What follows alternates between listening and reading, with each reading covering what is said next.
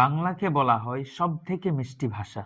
আমি বাংলা ভাষায় কথা বলি বা আমার মাতৃভাষা হচ্ছে বাংলা, সেই জন্য যেটা বলছি সেটা কিন্তু নয়। এটা যথেষ্ট টেকনিক্যাল এবং লজিক্যাল কারণ আছে। ভাষার ক্ষেত্রে দু ধরনের সাউন্ড আছে, একটা হচ্ছে কিকি সাউন্ড আর আরেকটা হচ্ছে বোবা সাউন্ড। কিকি সাউন্ড যেটা, সেটা হচ্ছে জটিল এবং ধারালো, আর বোবা সাউন্ড যেটা, সেটা হচ্ছে সহজ এবং নরম। বাংলাতে সাধারণত বোবা সাউন্ড ব্যবহার হয়। বাংলাতে জটিল কনসোনেন্ট সাউন্ডগুলোকে সহজভাবে উচ্চারণ করা হয়। যেমন সংস্কৃতে যেটাকে বলে যুধিষ্ঠিরা, বাংলায় আমরা সেটাকে বলি যুধিষ্ঠির। সংস্কৃতে যেটাকে বলে ভীষ্মা, আমরা বলি ভীষ্ম। হিন্দিতে বলে লক্ষ্মী, আমরা বলি লক্ষ্মী। হিন্দিতে বলে অক্ষয়, আমরা বলি অক্ষয়।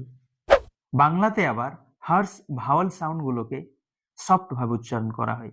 যেমন ওরা বলে রসগুল্লা, আমরা বলি রসগোল্লা। ওরা বলে রচনা, আমরা বলি রচনা।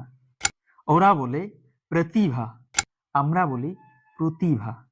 ওরা বলে অনন্যা, আমরা বলি অনন্যা, ইত্যাদি ইত্যাদি। যেহেতু বাংলাতে জটিলটাকে সহজভাবে বলা হয় এবং হার্সটাকে সফট ভাবে এবং সুন্দরভাবে বলা হয়, সেই জন্যই বাংলাকে সব থেকে মিষ্টি ভাষা বলা হয়।